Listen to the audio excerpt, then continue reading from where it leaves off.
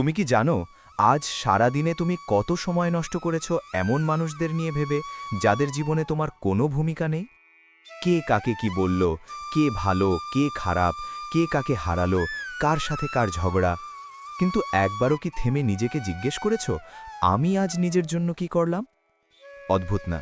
আমরা এমন মানুষদের নিয়ে ঘন্টার পর ঘন্টা আলোচনা করি যারা আমাদের নামটাও জানে না। আমরা অন্যের জীবন বিশ্লেষণ করি কিন্তু নিজের জীবনের দিকেই তাকাই না। একবার ভেবে দেখো, তুমি না থাকলেও পৃথিবী থেমে থাকবে না, কিন্তু তুমি যদি নিজের জীবনটা নষ্ট করে ফেলো তার দায় কে নেবে? তুমি কি সত্যি এতটা ফাঁকা যে অন্যদের ভুল খুঁজে বের করাই তোমার কাজ, নাকি তুমি ভেতরে ভেতরে নিজের অপূর্ণতাকে ঢাকতে ব্যস্ত? সত্যিটা একটু কঠিন। তুমি অন্যদের বিচার করতে জন্মাওনি, তোমাকে দায়িত্ব দেওয়া হয়নি কে ভালো আর কে খারাপ সেটা ঠিক করার। তোমাকে দেওয়া হয়েছে একটা জীবন, একটা সীমিত সময়, একটা আলাদা সত্তা। আর তুমি যদি সেই সময়টা অন্যদের নিয়ে গসিপ, তর্ক আর তুলনায় নষ্ট করো, তাহলে ক্ষতিটা কার? আজকের এই ভিডিওটা তোমাকে একটা প্রশ্ন করবে। অন্যরা কেমন সেটা না, তুমি কেমন? যদি সাহস থাকে তাহলে শেষ পর্যন্ত শুনো। এটা নিয়ে ভাবতে যেও না যে অন্যরা ভালো নাকি খারাপ, বরং এটা নিয়ে ভাবো যে তুমি কি করছো, তুমি কোথায় আছো, তুমি কেমন। অন্যদের নিয়ে এত ভেবে কি লাভ? আজ আছি কাল থাকবো না, আর যখন থাকবো না তখন আমাদের আপন মানুষগুলোও মনে রাখবে না। আমি জানি এটা শুনতে অনেকটা খারাপ লাগছে, মনে হচ্ছে যেন কোনো একটা নেগেটিভ কিছু তোমাকে বলা হচ্ছে, কিন্তু এটাই বাস্তব। এটাই বাস্তব যে মৃত মানুষকে পৃথিবী বেশি দিন মনে রাখে না। আমরা যে অন্যদেরকে দেখে নিজেকে জাজ করি এবং নিজেকে বলি যে আমি কত কষ্টে আছি, আমি কত খারাপ আছি, আমার জীবনটা কতটা খারাপ। বিষয়টা এমন যে আমরা অন্যদের ভালো গুণগুলোকে হাইলাইট করি এবং নিজেদের দুর্বলতাগুলোকে হাইলাইট করি। আমরা মনে করতে পারি না যে আমি আমার মতো, আমরা মনে করতে পারি না যে আমার সাথে অন্য কারোর তুলনা চলে না। উপরওয়ালা তোমাকে বানিয়েছেন, আমাকে বানিয়েছেন, আমাদেরকে বানিয়েছেন, কোনো না কোনো বিশেষ গুরুত্ব আমাদের মধ্যে দিয়ে রেখেছেন। আর এটা তখনই জানতে পারবো যখন আমরা নিজেদেরকে জানার চেষ্টা করব, নিজেদেরকে সময় দেব, নিজেরা নিজেদেরকে প্রশ্ন করব। কিন্তু আজ আমরা তেমনটা করি না। আমরা মনে করি যে আমরা দুর্বল, আমরা অন্যদের নিয়ে ব্যস্ত থাকি, যে ও খারাপ, ও এমনটা কেন করে, ওর জীবনটা কেন এত ভালো। অন্যদেরকে নিয়ে ভাবার মতো সময় তোমার হাতে আছে নাকি? জীবনটা তো অনেক ছোট। এই ছোট জীবনে তোমাকে কত কিছু করতে হবে। এই সব কিছু ভুলে গিয়ে তুমি কেন অন্যদের নিয়ে পড়ে থাকবে? কেন অন্যদের নিয়ে এত বেশি ভাববে? তুমি কি তোমার মতো নও? একটু নিজেকে নিয়ে ভাবো। তুমি যখন গতকাল ছিলে না তখনও পৃথিবী চলত, তুমি এখন আছো, আজও পৃথিবী চলছে। আর তুমি যখন আগামীকাল থাকবে না তখনও কিন্তু পৃথিবী নিজের মতো করেই চলবে। না, যদি এমনটা হতো যে অন্যদেরকে পরিবর্তন করার দায়িত্ব তোমার মাথায় এসেছে, তোমার উপরে চাপানো হয়েছে, তাহলে তুমি যদি এমনটা ভাবতে যে না, কে ভালো কে খারাপ এটা দেখা যাক, তখন ঠিক ছিল। অন্যদের দায়িত্ব যদি তোমার উপরে দেয়া হতো যে ওর জীবনটাকে শুধরে দাও, ওর জীবনটাকে পরিবর্তন করে ফেলো, এমন দায়িত্ব যদি তোমার উপরে চাপানো হতো, আর তুমি যদি চিন্তা করতে যে ও ভালো নাকি খারাপ, তখন বিষয়টা ঠিক ছিল। কিন্তু বিষয়টা তো এখানে ভিন্ন। তোমার উপরে এমন কোনো দায়িত্ব চাপানো হয়নি, তোমাকে এমন কোনো দায়িত্ব দেয়াই হয়নি।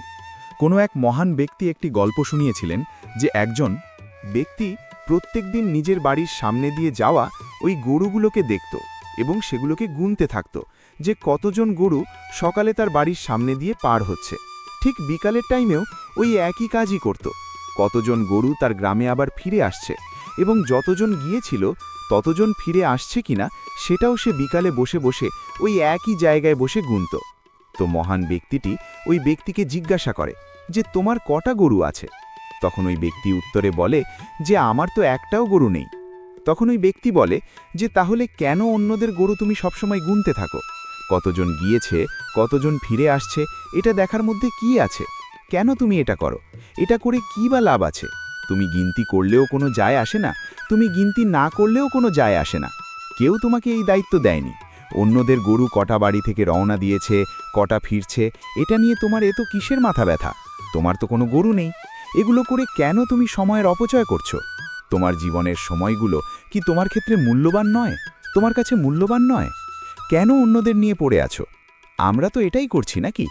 আজ আমরা এটাই করছি। যদি আমরা সোশ্যাল মিডিয়াতে দেখি তাহলে দেখা যাবে যে আজ আমরা এটাই করছি।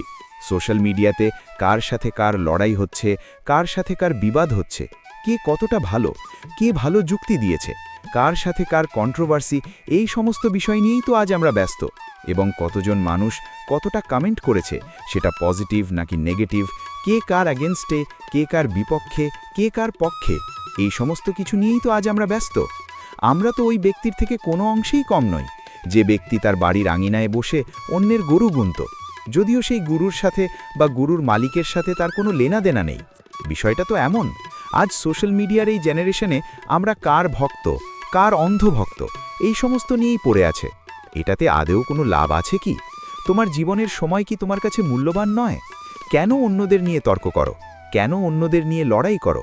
কেন অন্যদেরকে নিয়ে এত বেশি কমেন্ট খেলো? কে খারাপ, কে ভালো, এগুলো ভাবার কোনো প্রয়োজন নেই। এই সমস্ত দায়িত্ব আমাদের উপরে নেই। কেন আমরা মানুষকে জাজ করব? একজনের কথা শুনে যখন আমরা অন্যদেরকে খারাপ ভাবতে শুরু করি, তখন আমরা বোকামির কাজ কি করি না? তুমি দেখো, তুমি নিজেও কিন্তু সকলের কাছে প্রিয় নও। আমি নিজেও সকলের কাছে প্রিয় নই, কিছু মানুষ আমাদেরকে অপছন্দ করবে, অবশ্যই অপছন্দ করবে। সকলের কাছে পছন্দের পাত্র থরি না হতে পারবো, সকলের মনে থরি না জায়গা করতে পারবো, সকলের সামনে আমার পজিটিভ দিকগুলো থরি না প্রকাশ পাবে। তাই কারোর কথা শুনে কাউকে সম্পূর্ণরূপে খারাপ ভাবা উচিত নয়। আমাদের মন কিন্তু এমনই যে আমরা যেমনটা শুনি তেমনটা মেনে নিই। অন্যরা যখন বলে যে জানিস ওই মানুষটা খারাপ, তখন আমরা তার খারাপ দিকটাকেই এতটা পরিমাণ হাইলাইট করি যে ওই মানুষটা আমাদের চোখে খারাপই হয়ে যায়। কিন্তু বাস্তবতা তো এটাই যে একজন মানুষ সকলের কাছে প্রিয় নয়, সকলের কাছে ভালো নয়, সকলের কাছে পছন্দের নয়। আর এগুলো নিয়ে অত মাথা ঘামিয়ে কোনো লাভ নেই। আর আমাদের মন তো এমন হয়ে গিয়েছে যে যখন কোনো ভালো মানুষকে দেখি তখন আমরা একটু হিংসার চোখেই দেখি।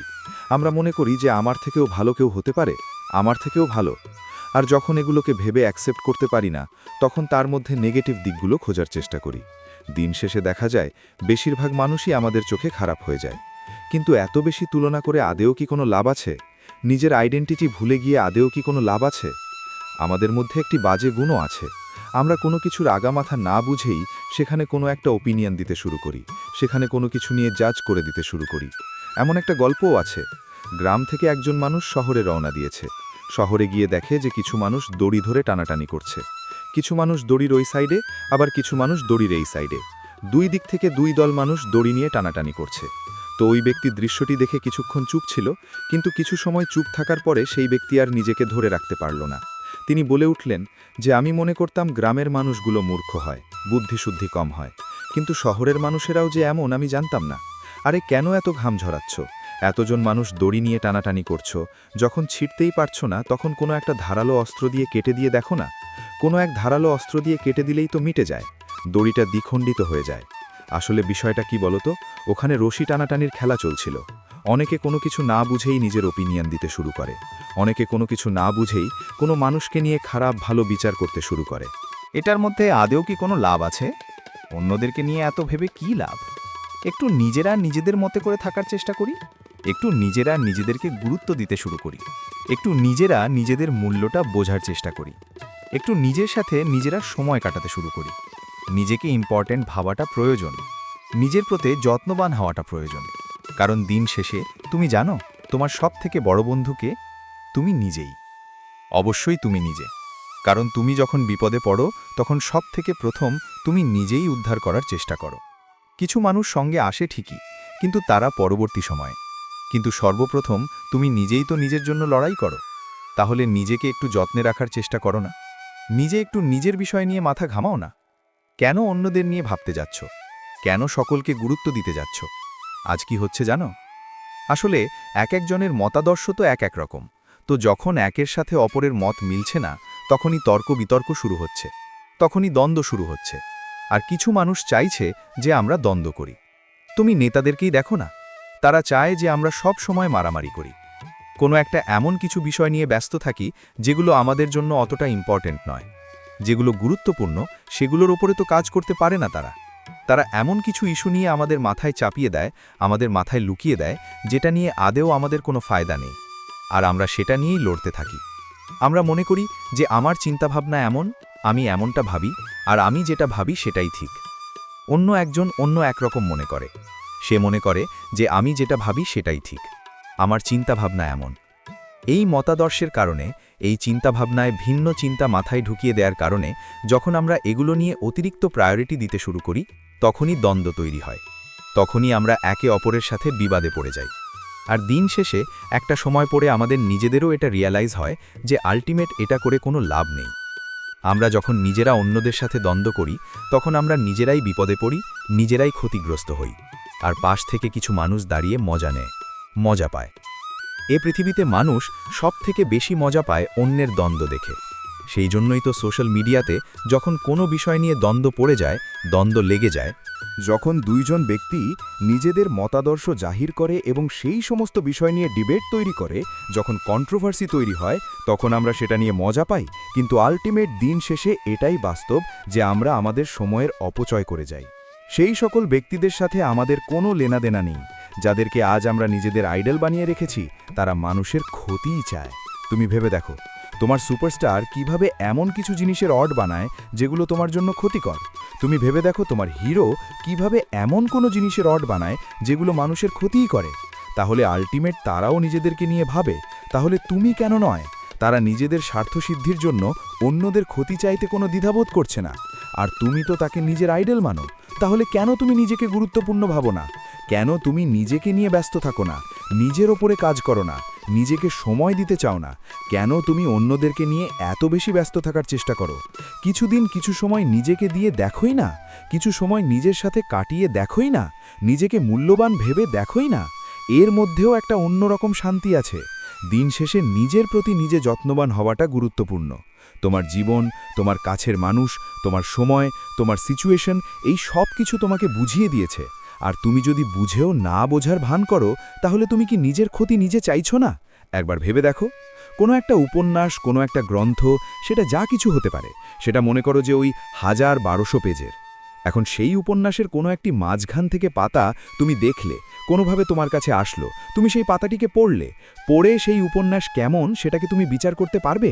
বা সেই গ্রন্থটা কেমন সেটাকে তুমি বিচার করতে পারবে? পারবে না। কারণ যেটা 1000-1200 পেজের, সেটার ওই এক পাতা দেখে কিন্তু কখনোই বিচার করা যায় না। আজ আমরা তেমনটাই করছি। আজ আমরা মানুষের ওই একটা দিককে হাইলাইট করছি। কোনো একটা ইনসিডেন্ট ঘটছে, সেটাকে দেখছি এবং মনে করছি যে মানুষটি খারাপ। একটা মানুষের জীবন কিন্তু কোনো উপন্যাস, কোনো গ্রন্থের থেকে কোনো অংশে কম নয়।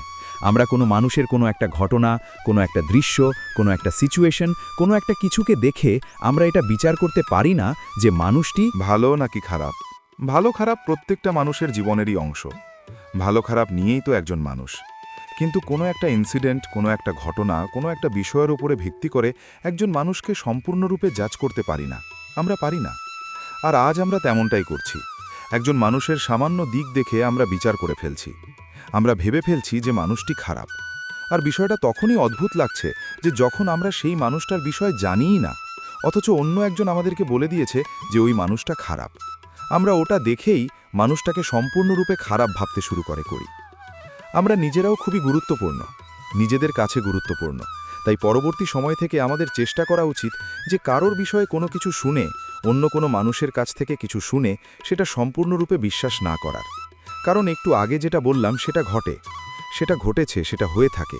তোমার জীবনেও হয়েছে, তোমার জীবনেও হয়ে থাকে।